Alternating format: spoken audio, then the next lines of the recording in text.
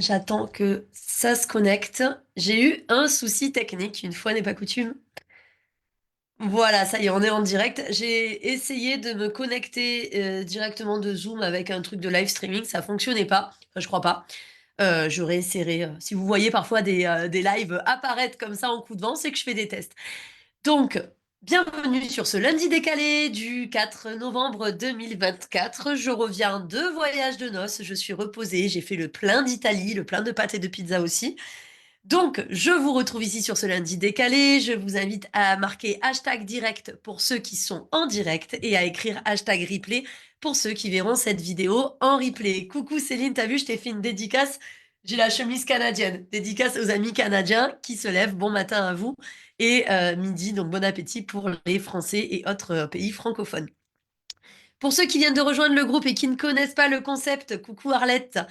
Tous les lundis, il y a un live qui traite du thème abordé la semaine d'avant. La semaine d'avant, on a parlé d'hyper-honnêteté, dis donc c'est compliqué, d'hyper-honnêteté, et c'est un petit peu l'apanage des hauts potentiels. Donc je vais parler de ça pendant ce live. Euh, Pourquoi c'est compliqué à vivre. Je vais peut-être lancer un pavé dans la mare d'ailleurs, parce qu'il y a peut-être des trucs que je vais dire qui vont pas vous plaire, mais je suis un petit peu là pour ça. Donc, marquez-moi un petit peu d'où vous venez. Bienvenue pour les nouveaux arrivants. Coucou Lucie. Et on va commencer à parler d'hyper-honnêteté.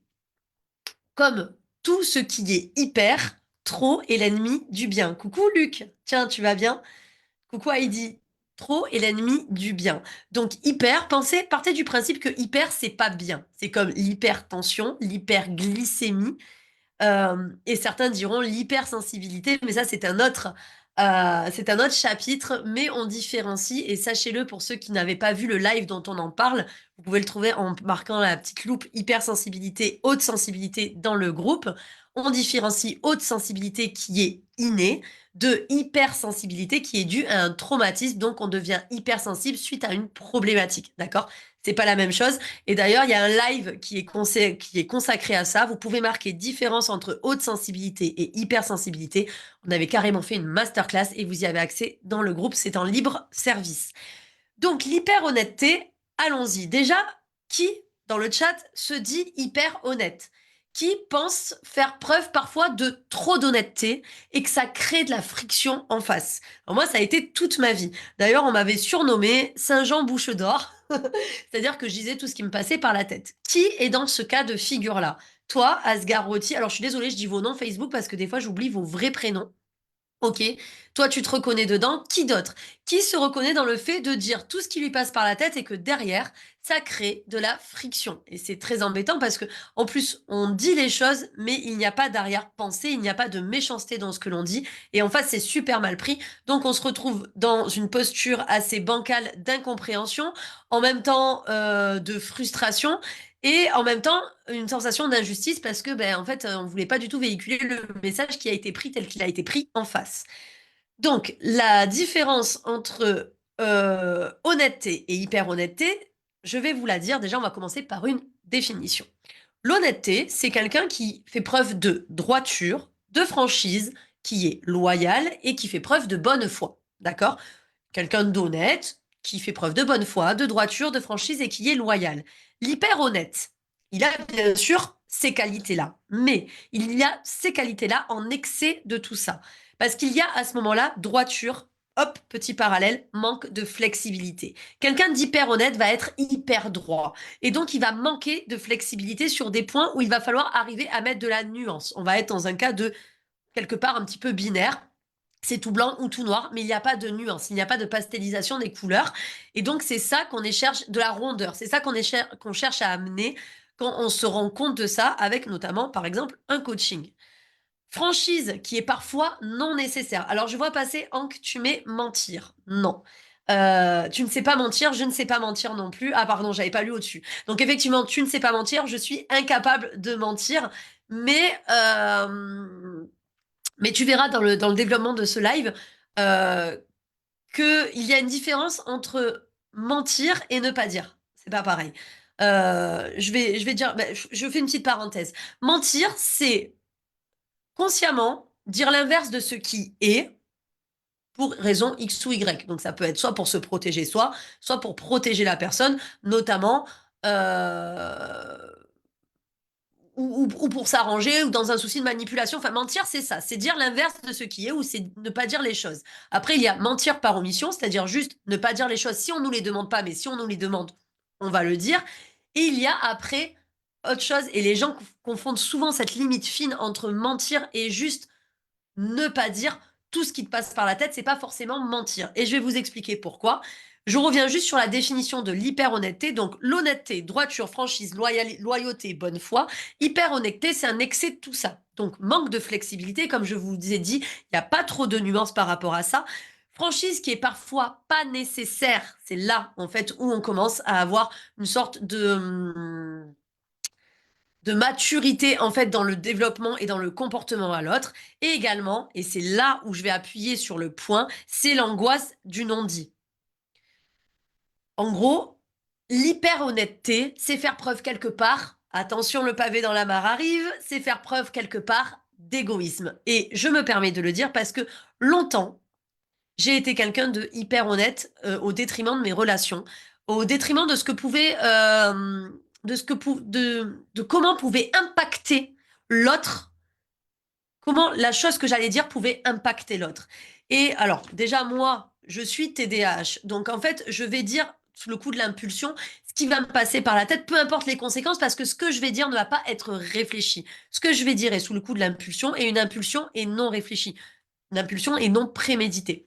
Et c'est pour ça que souvent, ça c'est une parenthèse pour les TDAH qui nous regardent, et j'en fais partie, c'est la neuropsychologue qui m'avait d'ailleurs expliqué ça, c'est pour ça que les TDAH ont du mal dans les interactions sociales, c'est parce qu'en fait ça va tellement vite dans leur tête que ça sort avant que ce soit réfléchi, et après ils arrivent à passer à autre chose. Mais la trace, la blessure que ça laisse chez la personne d'en face, elle, ne passe pas à autre chose. Et donc c'est compliqué dans les interactions parce que toi qui es TDAH, tu vas te dire mais putain, mais je comprends pas, j'ai pas dit un truc méchant. Normal, tu ne l'as pas réfléchi ce que tu as dit. C'est pas prémédité. Il n'y a pas de méchanceté. Il n'y a pas de vice dans ce que tu dis. Mais en face, la personne, que tu le prémédites ou pas, elle se l'est pris quand même dans la gueule. Et c'est là où je dis que l'hyper-honnêteté, quelque part, c'est faire preuve d'égoïsme. Je vous explique pourquoi. Quand on est hyper honnête, ça veut dire qu'on veut absolument dire une vérité dans un souci de droiture que l'on a, parce que nous, les neuroatypiques, on a peu de flexibilité face aux mensonges et beaucoup de neuroatypiques sont incapables de mentir parce qu'il faut que les choses soient droites, soient simples, aillent dire, aillent, il n'y a pas de virage en fait. On peut pas prendre des virages et on n'arrive pas. On a déjà assez pas mal d'arborescence et pas mal de pensées qui est divergente. On n'arrive pas à prendre des virages pour en plus aller dans un mensonge qui va nous perdre. Et on a un excès de droiture parce que pour nous la logique c'est la droiture. Donc c'est pour ça qu'on n'arrive pas à voir autre chose. Mais le problème dans cette droiture-là, dans le fait d'aller droit au but et de dire les choses aux gens, c'est que en face, on n'a pas forcément que des neuroatypiques et on a des gens qu'on va impacter, des gens qui vont réfléchir à ce qu'on va dire et ça peut prendre des proportions qui sont assez significatives et c'est pas ce qu'on voulait à la base. À la base, on voulait juste dire un truc de manière honnête. Pourquoi je parle d'égoïsme? Parce que des fois, on se retient de dire un truc jusqu'à, en fait, se libérer d'une angoisse de garder les choses pour nous. C'est-à-dire que si je lui dis pas, je vais commencer à être angoissée et comme ça m'angoisse, je vais tout lui dire dans un souci d'hyper honnêteté. Donc, en gros, je balance tout à la personne en face, peu importe comment elle va le recevoir, pour diminuer ma propre angoisse du non-dit. C'est là où l'égoïsme commence à arriver. C'est-à-dire que je me fais du bien en premier, peu importe les répercussions que ça va avoir. Je le sais, je l'ai été, j'ai fait comme ça. Jusqu'à ce que j'arrive à réfléchir. Ça a pris du temps, d'accord? Est-ce que certaines personnes se reconnaissent dans ce mode de fonctionnement? C'est-à-dire que j'ai envie de dire un truc. Je me retiens de le dire parce que je sais pas si ça va être bien pris ou pas. Mais je sens une angoisse qui monte à l'intérieur de moi et du coup, je balance tout dans la gueule de la personne en face de moi. Peu importe les conséquences. Sur le coup, c'est plus un besoin à assouvir de ma part plutôt que de réfléchir aux conséquences. Qui fonctionne comme ça? Qui a cette montée d'angoisse, ça peut refaire ressembler d'ailleurs à un trouble obsessionnel compulsif, ce n'en est pas un, attention, mais ça peut un peu faire ressembler à cette montée d'angoisse qu'on a sur la compulsion de faire ou de dire quelque chose, parce que si on le fait pas, l'angoisse va rester haute et on va pas être bien. Ok, je t'ai fille, tu te reconnais. Asgard, ça t'arrive également. Donc c'est là où je parle de faire preuve d'égoïsme. Bien sûr, ce n'est pas réfléchi de votre part, bien sûr, ce n'est pas méchant. Mais c'est pour ça que ça crée de la friction en face, d'accord? Ça veut pas dire que vous êtes égoïste, pas du tout. Ça veut dire que vous faites preuve d'auto-empathie au lieu d'être hétéro-empathique, c'est-à-dire de se dire, mais putain, est-ce qu'en face, il va bien le recevoir ou pas, le truc? Tu vois? Et donc, c'est là où ça va créer de la friction. Pourquoi je vous apprends ça? Pourquoi je veux vous faire passer ce message-là?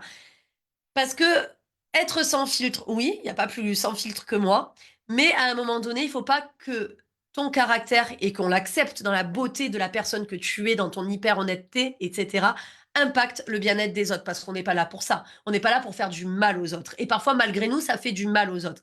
Si en face, il y a de la friction, c'est qu'on a mis le doigt sur quelque chose qui a déclenché la friction en face. Peu importe, on n'est pas responsable des émotions des autres, mais c'est qu'on a appuyé là où il fallait pas. Ça veut pas dire qu'on va ça veut pas dire aussi qu'on va se flageller en se disant putain, j'aurais pas dû parler, mais il faut juste mettre de la rondeur et mettre de la nuance dans sa vision, parfois un petit peu binaire, de soit je dis tout, soit je suis un menteur. C'est pas ça. Et donc, je vous invite, et moi, ça me sert pépite, ça, depuis, je le fais depuis des années maintenant. Et parce que j'étais vraiment je balançais vraiment des choses qui parfois me créaient des problématiques alors qu'il n'y avait pas de méchanceté derrière. Je vous invite donc à utiliser les filtres de Socrate. Qui connaît les 3 filtres de Socrate? Qui connaît dans le chat? Levez la main, celui qui connaît, et vous pouvez même les citer. Allez, je vous fais un petit peu participer. Qui connaît les 3 filtres de Socrate? Socrate avait créé 3 filtres par rapport aux rumeurs qui pouvaient être véhiculées. Ben oui, Heidi, mais c'est normal, ça m'inquiéterait que tu les connaisses pas. Socrate avait créé des filtres par rapport aux rumeurs qui pouvaient être véhiculées pour justement prendre du recul et pas aller bille en tête dans une rumeur ou dans des on-dit. Si on les adapte à soi, il y a 3 questions à se poser avant de balancer un truc à la tronche de la personne. Et je vous assure que même moi, tout TDAH que je suis, tout HPI que je suis, j'arrive à le faire et à prendre ce temps qui va durer une fraction de seconde. Il suffit de les apprendre par cœur, ces 3 filtres. Premier filtre, est-ce que c'est bon pour lui de lui dire ça? Les filtres à café, c'est nul. Premier filtre, est-ce que c'est bon pour lui de lui dire ça? Deuxième filtre, est-ce que ça va lui être utile de savoir ça? Et troisième filtre, est-ce que c'est vrai à 100% ce que je vais lui dire? Je vous donne un exemple pour le vrai. J'ai eu une pensée par rapport à cette personne. Une pensée qui est pas super cool pour elle. Et j'ai une montée d'angoisse parce que je me dis, putain, ça serait hyper honnête que je lui dise parce que si je la garde pour moi, ça veut dire que je suis quelqu'un de fourbe et tout. Je commence à me raconter mon histoire de hyper honnêteté de neuroatypique. Donc, je vais lui balancer la pensée que j'ai, sans me poser la question si cette pensée à son égard, je la pense vraiment. D'où le est-ce que c'est vrai est utile dans les 3 filtres de Socrate. Donc, avant de dire quelque chose à quelqu'un dans un souci d'hyper honnêteté, filtrez-vous. Est-ce que c'est vrai ce que je vais lui dire? Est-ce que je le pense vraiment? Ça va faire redescendre le coup de l'impulsion. D'accord? On va être dans du réfléchi. Est-ce que c'est bon pour lui? Et est-ce que c'est utile qu'il sache ça? Si vous avez une réponse qui est négative à un de ces 3 filtres, faites pas.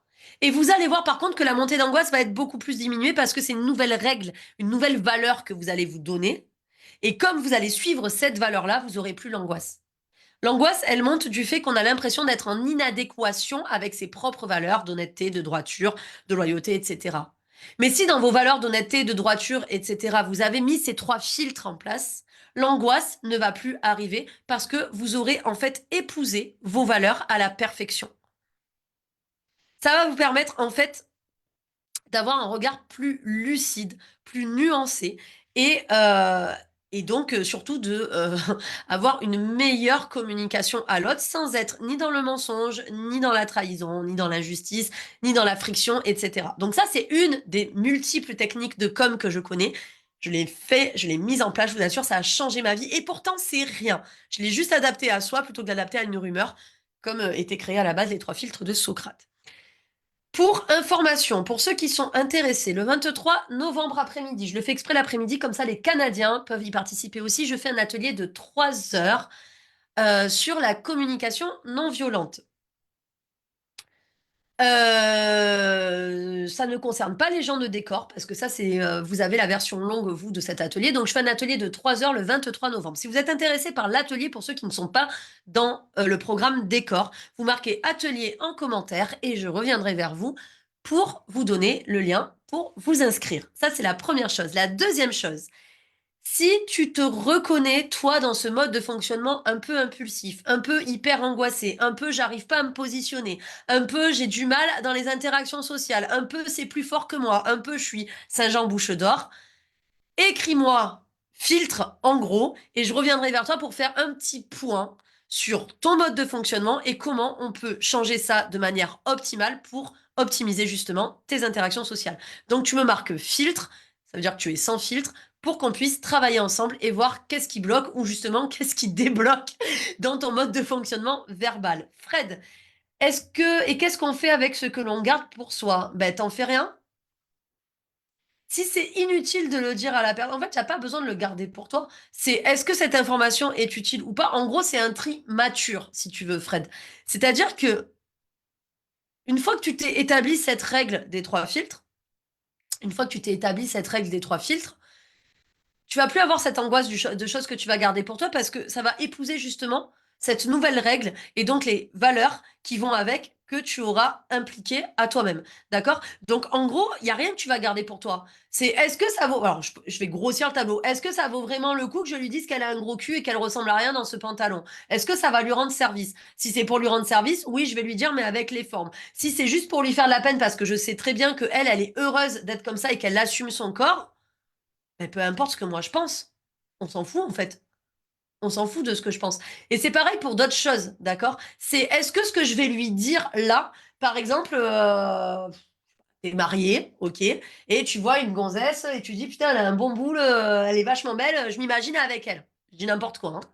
Est-ce que ça vaut le coup si t'as rien fait et qu'en plus c'est même pas vrai, cette fille elle t'intéresse pas plus que ça, que tu le dises à ta femme qui commence après à cogiter, à se dire putain il va me tromper machin. Voilà, en fait c'est vraiment des trucs. Est-ce que c'est vraiment vrai? Est-ce que c'est utile et est-ce que c'est bon pour lui dire? Par contre, si oui c'est vraiment vrai, par exemple tu as fait preuve de luxure, ben oui tu vas lui dire parce que là c'est de l'honnêteté tout court. C'est pas de l'hyper honnêteté. Mais tout dire, quitte à ce que ça fasse mal à l'autre pour me débarrasser moi de l'angoisse que j'ai générée dans mon souci d'hyper-honnêteté, là, c'est faire preuve, par contre, d'auto-empathie au détriment de l'hétéro-empathie, c'est-à-dire de l'empathie dont je me targue d'ailleurs, parce que quand on est hyper, j'ai remarqué, beaucoup de neuroatypiques se disent, moi, je suis hyper empathe.